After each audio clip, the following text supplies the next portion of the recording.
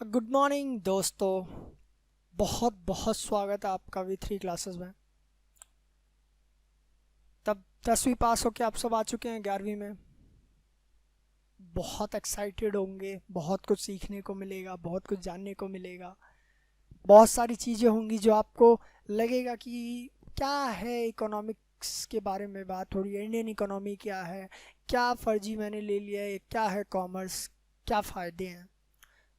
सब कुछ जानने को मिलेगा आपको, सब कुछ समझने को मिलेगा और बहुत कुछ चीज़ आप जान पाएंगे इसके थ्रू कि हमारी जो सोसाइटी है उसमें इसका रोल क्या है। कॉमर्स बहुत वास्ट है। कॉमर्स को ऐसे वैसे हल्के में मत लीजिए। अदर देखा जाए, साइंस एक जगह अपनी जगह पे बहुत इंपॉर्टेंस रखता है, उसी तरीके से कॉमर्स भी रखता है, ठीक है। और उसी जगह पे आर्ट्स भी अपने तरीके में अपनी जगह पे, तीनों अपनी अपनी जगह पे बहुत इंपॉर्टेंट है। जब आप पहली बार इकोनॉमी के बारे में पढ़ रहे हैं, आपने अपने बुक का नाम देखा होगा,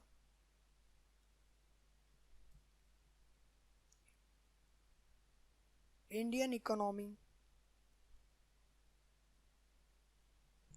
यही है।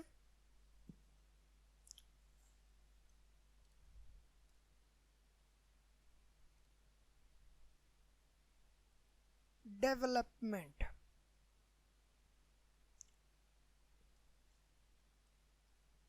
एकदम चिल आउट होके मस्त एकदम खुश होके पढ़िए, बढ़िया से समझ आएगा आपको कि क्या है। बहुत हार्ड नहीं है, बहुत इजी भी नहीं है, मीडियम एवरेज है। बस ध्यान दे के अच्छे से पूरा सटीक ध्यान लगा के उस पे कि वो क्या कहना चाहता है। हर लाइन में अपने आप में बहुत बड़ी बात कही हुई है। बस उस चीज़ को समझने के लिए थोड़ा सा प्रैक्टिकल हो जाइए। आप यूं से यूं निकाल देंगे कि इकोनॉमी और इकोनॉमिक्स क्या है, सबके बारे में आप जान जाएंगे। अभी तो शुरुआत है, 11th क्लास है, नए नए आए हैं, सीखेंगे, जानेंगे, कुछ गलतियां करेंगे, कुछ उससे बेहतर सीख पाएंगे, ठीक है। तो बुक का नाम आपके है इंडियन इकोनॉमिक डेवलपमेंट। इससे आपको क्या समझ रहे हैं सर? पहला पॉइंट, हमारे कंट्री के बारे में बात होगी यहाँ, अबाउट। अच्छा सर, यहाँ एक डेवलपमेंट के बारे में बात होगी। अच्छा सर, डेवलपमेंट के बारे में बात होगी तो ये इकोनॉमी क्या है, इकोनॉमिक क्या है?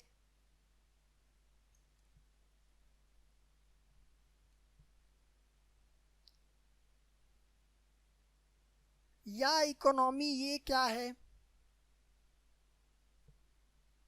इसके बारे में बात होगी।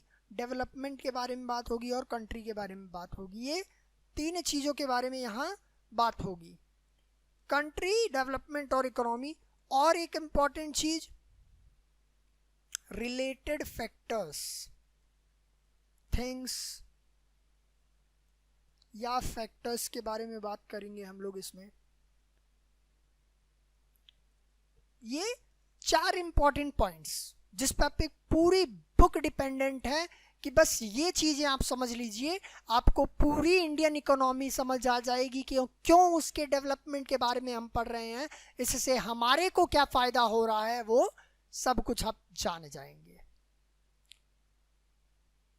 कुछ बच्चों को लग रहा होगा सर बहुत भारी भारी बातें कर रहे हैं, सर बहुत भारी भारी बात कर रहे हैं। क्या बात कर रहे हैं सर? डेवलपमेंट के बारे में हम बात करेंगे। अच्छा सर, देश के बारे में हम बात कर रहे हैं। बताइए, हम इतने बड़े हो गए हैं, हम विद्वान हो गए हैं, बहुत इंटेलिजेंट हो गए हैं सर, हम देश के आर्थिक स्थिति पे बात करेंगे, मनी के बारे में बात करेंगे, और भी पता नहीं सर क्या क्या होता है, उन सारी चीज़ों के बारे में बात करेंगे। हाँ बिल्कुल करेंगे। हम एकदम इंटेलिजेंट बंदों की तरह बात करेंगे, एकदम पैशन के साथ बात करेंगे इस चीज़ों के बारे में। पैशन निकालेंगे अपने अंदर से कि उस चीज़ को जान सके कि ये क्या है, उस चीज़ के बारे में जानने की पूरी कोशिश करेंगे कि कंट्री कैसे चल रही है क्या नहीं। ये तो आपका बुक का नाम हो गया, चैप्टर 1 आपका, जो आपका इंट्रोडक्शन होता है। और पहला ही इंट्रो शुरू होता है देश का, कंट्री। कंट्री का क्या? इंडियन इकोनॉमी, इसको हाईलाइट करके लिखा जाए, Indian economy on the eve of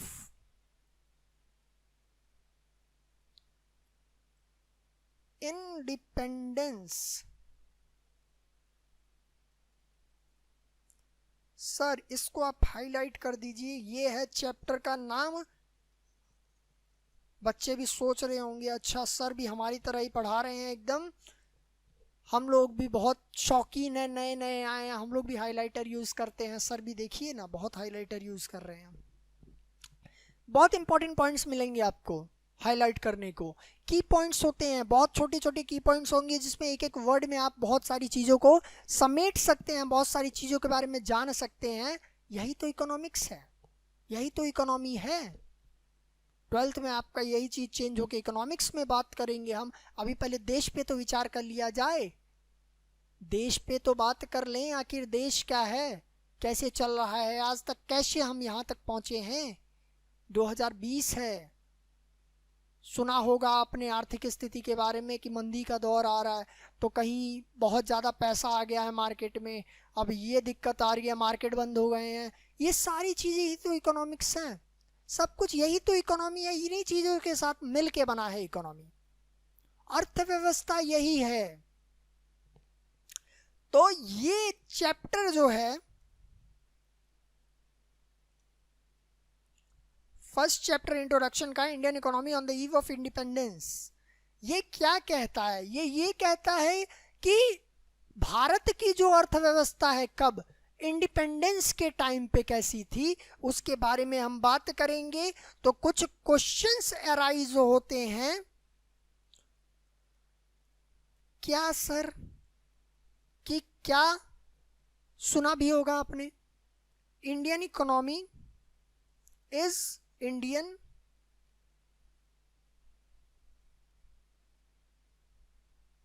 economy backward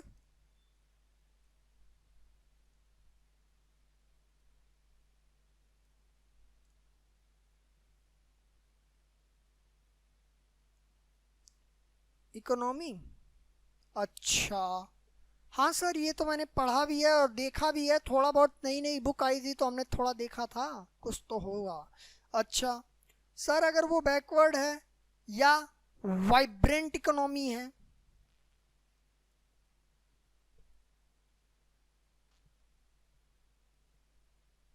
फिर बात होती है स्टेगनेंट इकोनॉमी है।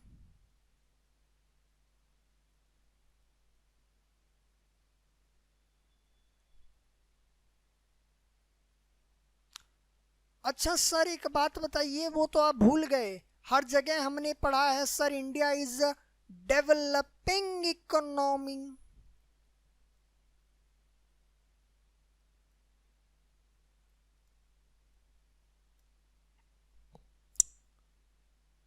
सर ये तो आपने बता दिया कि economy economy economy economy, sir ये होते क्या है? ये बहुत बड़ा क्वेश्चन है। आपने इसके बारे में बता तो दिया कि ये इंडियन जो इकोनॉमी इंडिपेंडेंस के टाइम पे कैसी थी, क्या वह बैकवर्ड थी, पिछड़ी वर्ग की थी, वाइब्रेंट थी, स्टैग्नेंट थी, या बढ़ती हुई थी? जो भी था ये क्या था सर? सर ये था, डिटेल में देखा जाए, पहला देखा जाएगा हम लोग बैकवर्ड को।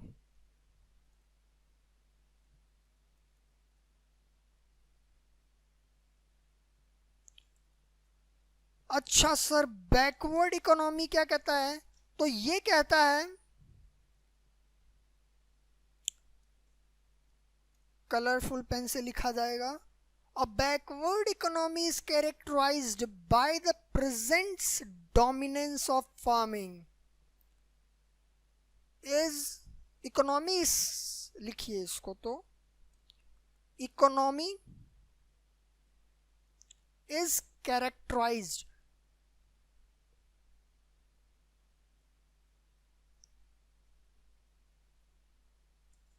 by the presence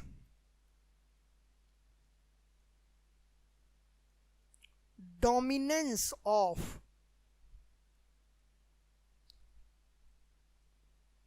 farming as source of subsistence.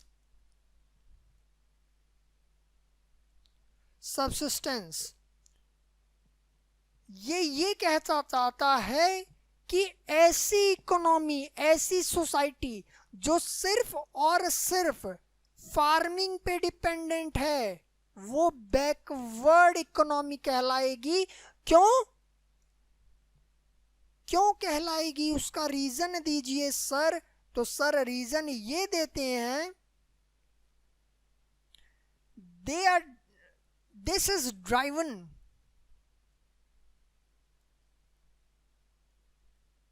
For self motive.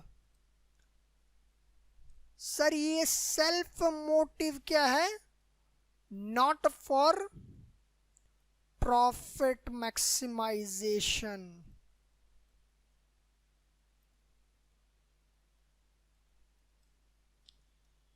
Sir ये कहना चाहता है कि इसमें ये सिर्फ किया जाता है अपने लिए। मैं फार्मिंग करता हूं, मैं प्रोडक्शन करता हूं, प्रोडक्शन करके प्रोडक्ट निकलता है जो राइस, व्हीट, जो भी आता है, ग्राम और भी बहुत कुछ, जितनी चीज की खेती कर रहा हूं मैं कहीं नहीं दे रहा हूं। मैं भैया प्रोडक्शन किया, खेत से लाके घर पे पटक दिया और मेरे घर का खर्चा चल रहा है। ये सिर्फ क्या कर रहा है?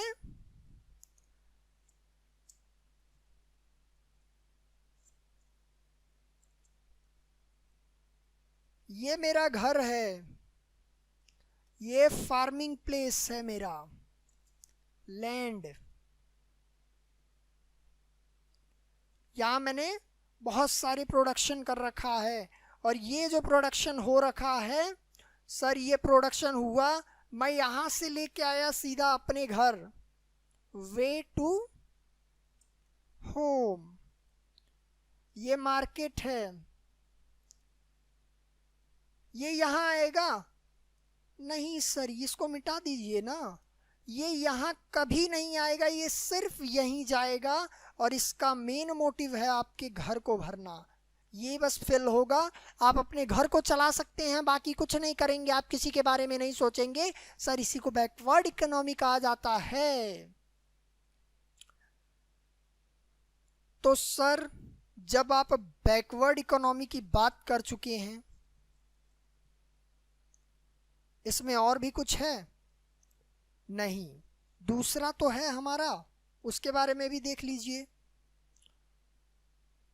दूसरा कहता है वाइब्रेंट इकोनॉमी क्या होती है?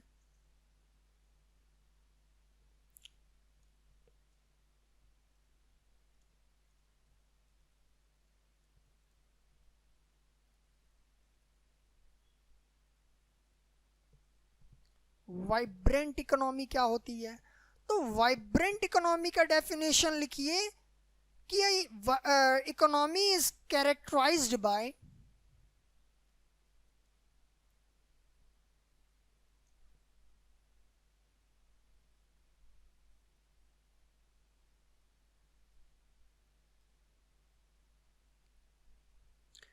dynamic changes in terms of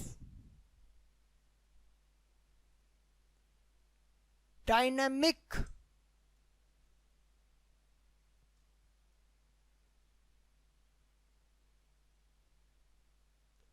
समझ आ रहा है ना दोस्तों? लगेगा थोड़ा हार्ड लग रहा है, मानता हूँ अभी 10th पास करके आए हो, बच्चे थे, अब थोड़े बड़े हो गए हो, तो जिम्मेदारियां भी बढ़ गई हैं, तो समझिए, आएगा समझ में, बहुत हार्ड नहीं है, बहुत हल्के में भी मत लीजिएगा। एक स्ट्रीम आपने चूज किया है, आपका करियर इसी पे पूरा बनेगा, ठीक है। तो economy is characterised by dynamic change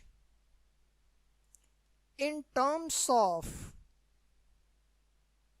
sir किसके बारे में बात करेंगे हम, इमर्जिंग रोल ऑफ टेक्नोलॉजी,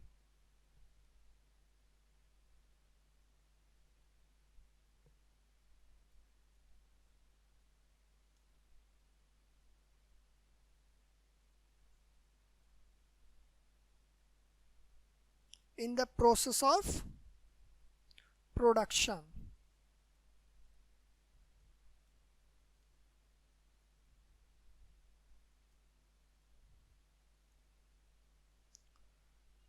अच्छा सर,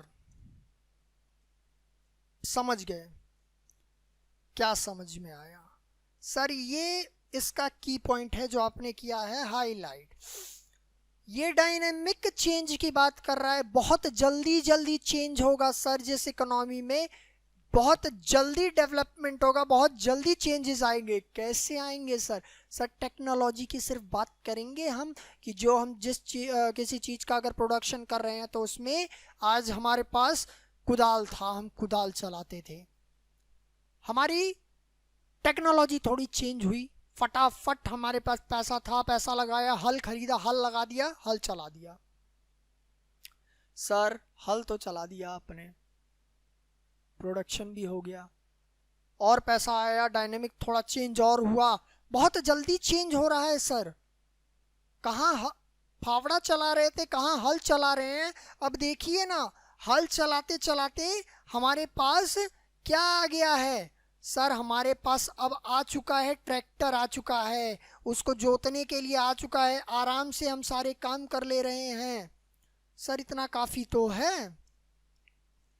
हाँ जी, देखिए किस तरह से वो सारी चेंजेस आ रही हैं, ठीक है। तो वाइब्रेंट इकोनॉमी कहता है जितना जल्दी जल्दी जो चेंज आएगा, उसी के बारे में हम लोग बात करेंगे जब, तो वो वाइब्रेंट इकोनॉमी कहलाएगा। और उसके एग्जाम्पल अगर पूछा जाए, कौन सी इकोनॉमी में बहुत जल्दी चेंजेस आता है इस समय देखा जाए, तो जापान वगैरह जो हैं, टेक्नोलॉजी को लेके बहुत प्रीशियसली उस पर बहुत काम करते हैं, वो लोग टेक्नोलॉजी पे बहुत काम करते हैं, ताकि जल्दी जल्दी न्यू टेक्नोलॉजी आ जाए। हर 2 मिनट में एक नई टेक्नोलॉजी आ रही है, that is vibrant economy. Sir vibrant बता दिया आपने, बैकवर्ड बता दिया, और सर एक स्टेगनेंट भी तो था।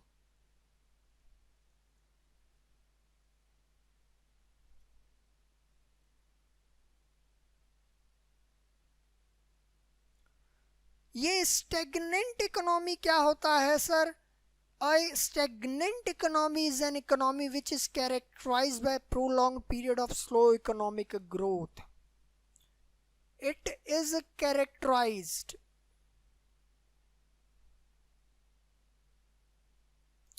by prolonged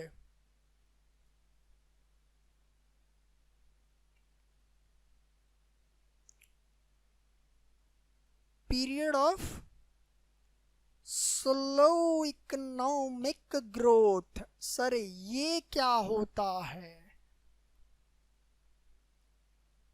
एग्जाम्पल क्या लिखेंगे हम लोग? सोचिए, लिखेंगे नहीं, सोचेंगे, बढ़िया सा कोई एग्जाम्पल बताएंगे। सर अभी आपने बताया उसी को ले लीजिए, हल चला रहे थे हम लोग, ट्रैक्टर पे आते आते हमको सर 50 साल लग गए, कि हमारे देश में अभी तक हल ही चल रहा है, ट्रैक्टर है ही नहीं। तो सर ड्यूरेशन ऑफ टाइमिंग देखिए ना, 50 साल बहुत ज़्यादा होते हैं सर, बहुत स्लो है ये। यही तो है स्लो इकोनॉमिक ग्रोथ, यही तो है कि एक चीज से दूसरी चीज पे जाने के लिए वक्त बहुत समय ले ले, वक्त इतना ज़्यादा लग जाए कि उस चीज़ को समझने के लिए बहुत मुश्किल हो जाए। हल चलाने वाला ट्रैक्टर चलाना सीखेगा तो उसको समय लग जाएगा। इस डर से अभी तक ले ही नहीं रहे थे, अब लेना शुरू किए तो देख रहे हैं उसको समझने में जो टाइमिंग लग जा रहा है उसमें, और जो पहले चला रहे थे उसका ड्यूरेशन बहुत ज़्यादा हो जा रहा है। इसी को स्टैग्नेंट कहा जाता है, मतलब slow economic growth on a larger duration. Sir एक चौथा, किसका चौथा? नहीं भैया, किसी का चौथा नहीं, ये फोर्थ की बात कर रहा है। फोर्थ कहता है सर डेवलपिंग की बात कर रहा है। डेवलपिंग इकोनॉमी क्या होता है? ये कहता है it is more like backward economy, it is more like backward economy.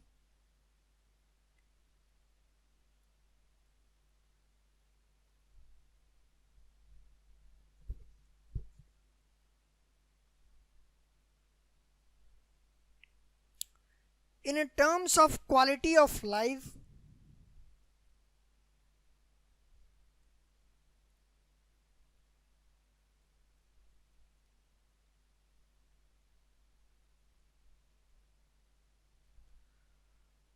and predominance of absolute poverty,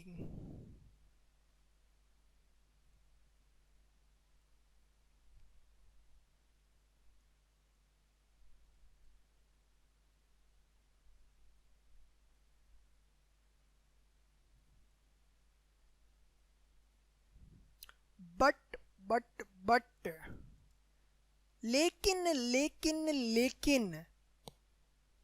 sir पहले बता तो दीजिए, लेकिन से पहले ये क्या बात की आपने?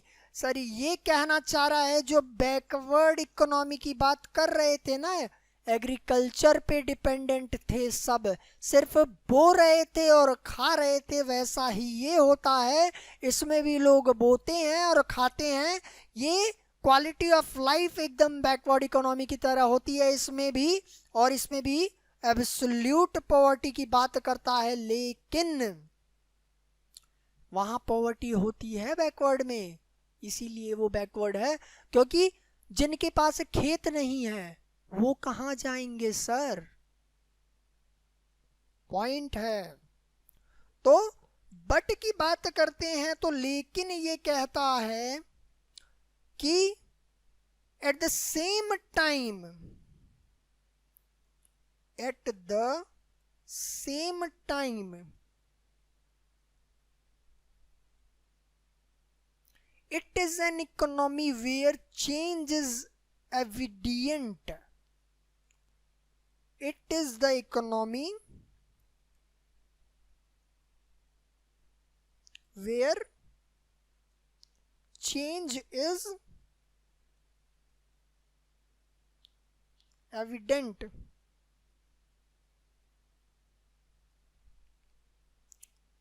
In terms of rising level,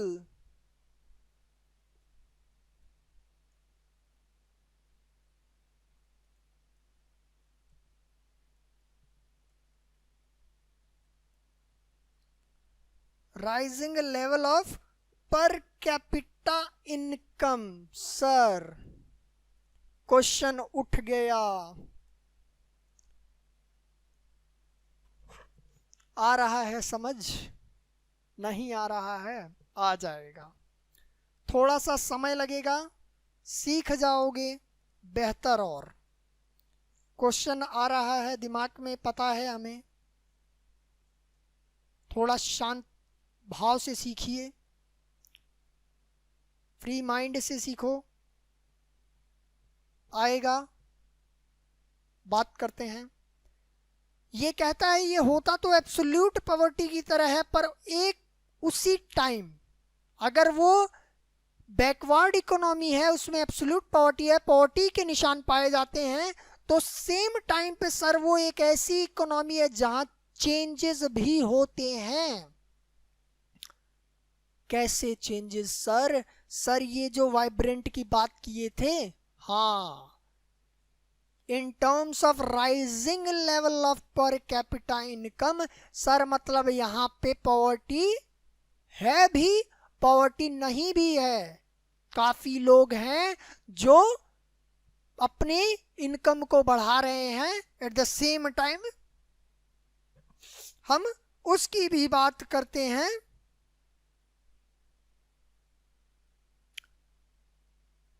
और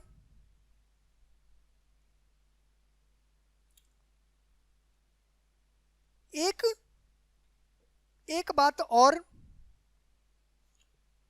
इनकम के बाद, and in terms of transformation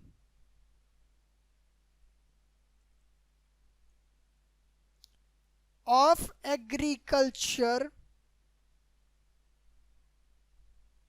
sector to industrial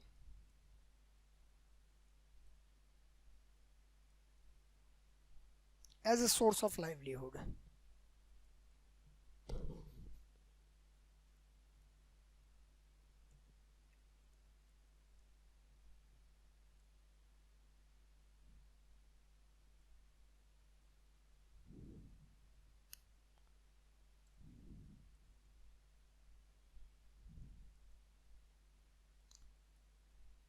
बस इसको भी करिए हाईलाइट कि ये ट्रांसफॉर्मेशन है सर। एग्रीकल्चर सेक्टर से हम इंडस्ट्रियल सेक्टर की तरफ जा रहे हैं अपने जीवन यापन के लिए। अ, अ, सर आपने 3 अलग अलग पेन का यूज किया। हाँ देखो यहाँ 3 अलग अलग बातें भी तो कही हैं। सर ये एग्रीकल्चर की बात कर रहा था यहाँ पे, ये जो है एग्रीकल्चर के बारे में बात कर रहा था कि ये एग्रीकल्चर सेक्टर बैकवर्ड इकोनॉमी की तरह होता है। सर दूसरी जगह इसने बात की कि वो सेम टाइम पे ऐसा इकोनॉमी है जहां पे अपने पर कैपिटा इनकम बढ़ाने के बारे में बात किया जाता है। एट द सेम टाइम ये कहता है कि एग्रीकल्चर सेक्टर से इंडस्ट्रियल सेक्टर की तरफ जब हम जा रहे हैं तब हम बात करेंगे कि डेवलपिंग इकोनॉमी है। अच्छा सर, सर इसका एक एग्जाम्पल जरूर दे दीजिए, ये बहुत इंपॉर्टेंट लग रहा है। इंडिया, हमारा भारत देश डेवलपिंग इकोनॉमी है। एक होता है डेवलप्ड इकोनॉमी जो पूरी तरह से चेंजेस कर चुका हो, अच्छे सक्षम लेवल पे हो, डेवलप हो चुका हो, उसे कहते हैं डेवलप्ड इकोनॉमी। और उसका एग्जांपल यूएसए है। ठीक है, तो ये तो था आपके लिए छोटा सा इंट्रोडक्शन मैंने दिया है। आपके बहुत छोटे कंधों पे बहुत भार भी नहीं दिया है मैंने, बहुत छोटा सा हमने सिर्फ इंट्रो की बात किया कि ये बुक आखिर किस बारे में बात करेगा। और हमने ये बात किया कि इंडिपेंडेंस जब 1947 में मिला था, डेट गलत है, कई लोग तो भूल गए होंगे, कोई बात नहीं। 1947 में जब इंडिपेंडेंस हमें मिला था उस टाइम पे हमारी इकोनॉमी, हमारी सोसाइटी, हमारे भारत देश की कंडीशन क्या थी उस बारे में हमने बात किया, जिसमें 4 बातें निकल के आई। क्या वो बैकवर्ड था, क्या वो वाइब्रेंट था, स्टेगनेंट था या डेवलपिंग था। और नेक्स्ट जो टॉपिक है आपकी बुक में दिया हुआ वो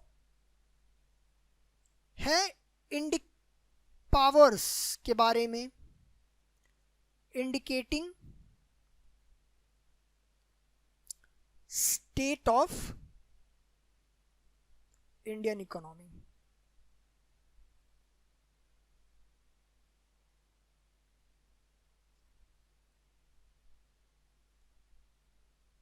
on the eve of independence।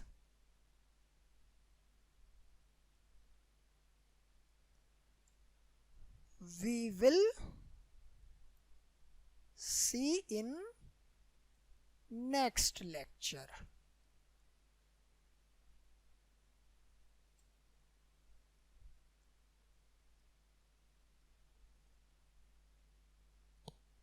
Sir ऐसा क्यों? ऐसा इसलिए कि हमने बात सिर्फ अभी इकोनॉमी के बारे में की है। पहले आप जाइए घर पे बैठ के आराम से पढ़िए कि ये इकोनॉमी जो है, ये इकोनॉमी ईव के इंडिपेंडेंस के टाइम पे कैसी थी, इंडियन इकोनॉमी के बारे में जाके देखिए, पहले उसके टाइप्स पढ़िए, उसके बाद हम देखेंगे कि किन कारणों की वजह से हम इंडियन इकोनॉमी को मेजर कर रहे हैं, किन किन कंडीशन, किन किन पॉइंट्स की बदौलत हमें पता चल रहा है, जो हम अपने नेक्स्ट लेक्चर में देखेंगे। लिए तब तक के लिए ये अ बिग थैंक यू आप लोगों को। मिलते हैं हम लोग अपने नेक्स्ट लेक्चर में एक बेहतरीन कंटेंट के साथ में। उम्मीद है आप लोगों को बहुत अच्छे से समझ में आया होगा। थैंक यू दोस्तों।